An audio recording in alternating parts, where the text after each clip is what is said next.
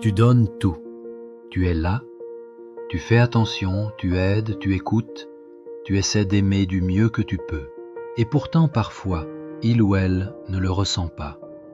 Comme si ton amour se perdait quelque part entre ton cœur et le sien. Et ce décalage te fait douter. Tu te demandes si tu aimes mal ou si c'est l'autre qui ne sait pas recevoir. Mais la vérité, c'est que vous ne parlez pas la même langue. L'amour, ce n'est pas qu'un sentiment, c'est une communication émotionnelle. Et comme toute communication, elle peut être brouillée. Ce n'est pas ton amour qui manque, c'est juste le message qui ne passe pas. Le docteur Gary Chapman, auteur du livre « Les 5 langages de l'amour », explique que chacun de nous a une manière principale d'exprimer et de recevoir l'amour. C'est ce qu'il appelle notre langage d'amour dominant. Et tant que tu n'as pas identifié le tien, ni celui de ton partenaire, tu risques de parler une langue qu'il ou elle ne comprend pas. Tu peux lui dire « je t'aime » 1000 fois, mais si son langage à lui, c'est le contact physique, tes mots ne suffiront pas. Tu peux lui offrir des cadeaux, mais si son langage, c'est le temps de qualité, il ne retiendra que ton absence. Tu peux donner sans compter, mais s'il ou elle ne reçoit pas l'amour comme toi, ce que tu offres ne touche pas son cœur. Et c'est là que beaucoup de couples s'épuisent. Chacun fait des efforts sincères, mais dans une langue que l'autre ne parle pas. Alors l'un se sent rejeté, l'autre incompris, et la distance grandit. La plupart du temps, ce n'est pas un manque d'amour, c'est un manque de compréhension émotionnelle. Apprendre à parler le langage d'amour de l'autre, c'est apprendre à aimer efficacement. C'est choisir de se connecter plutôt que d'avoir raison. C'est comprendre que le véritable amour ne cherche pas à tout contrôler, mais à écouter, à observer, à ressentir. Sais-tu, abonne-toi, active la cloche, ça aide la chaîne à grandir.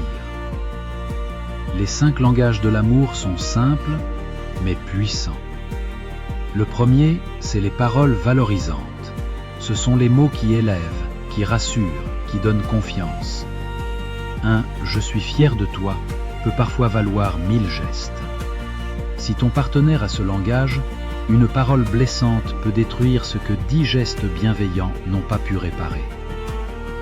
Le deuxième langage, c'est les moments de qualité. Ce n'est pas la quantité de temps passé ensemble, c'est l'attention que tu y mets. Quand tu partages un vrai moment de présence, sans téléphone, sans distraction, tu dis à l'autre « tu comptes ». Le troisième langage, c'est les cadeaux. Pas pour leur valeur matérielle, mais pour ce qu'ils symbolisent. Un petit mot, un souvenir, un geste inattendu. Ça dit « je t'ai dans mes pensées ». C'est un langage de signes, pas d'argent. Le quatrième langage, c'est les services rendus. Ces gestes simples qui allègent la vie de l'autre. Faire la vaisselle, préparer un café, l'aider dans quelque chose qu'il déteste faire. Ce n'est pas un devoir, c'est une preuve d'amour silencieuse.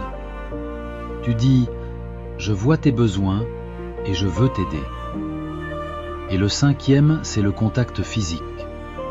Pas seulement le désir, mais la tendresse, la proximité, les câlins, la main posée sur l'épaule. Pour certains, c'est un langage vital. Leur dire « je t'aime » sans les toucher, c'est comme leur écrire une lettre qu'ils ne savent pas lire. C'est l'amour, ce n'est pas ce que tu ressens. C'est ce que l'autre ressent à travers toi. Tu peux aimer profondément sans jamais réussir à le montrer de la bonne façon. Et tu peux te sentir seul, même aimé, si tu n'es pas compris. C'est là que la conscience entre en jeu. Quand tu apprends le langage de l'autre, tu apprends à parler à son cœur, pas à ton ego. Tu passes du besoin d'être aimé à la capacité d'aimer vraiment. L'amour, ce n'est pas une émotion qu'on subit, c'est une compétence qu'on apprend.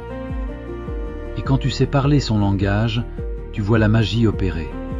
Les murs tombent, la distance s'efface et la paix revient. Alors pose-toi la question, quel est ton langage et celui de la personne que tu aimes? Ne cherche plus à donner plus, cherche à donner mieux. Parce que parfois, aimer, ce n'est pas faire plus d'efforts, c'est juste parler la bonne langue. Reste fort, reste vrai, reste toi. Et souviens-toi, ce que tu comprends de l'amour détermine la façon dont tu le vis. Restez curieux, restez critique, restez connecté.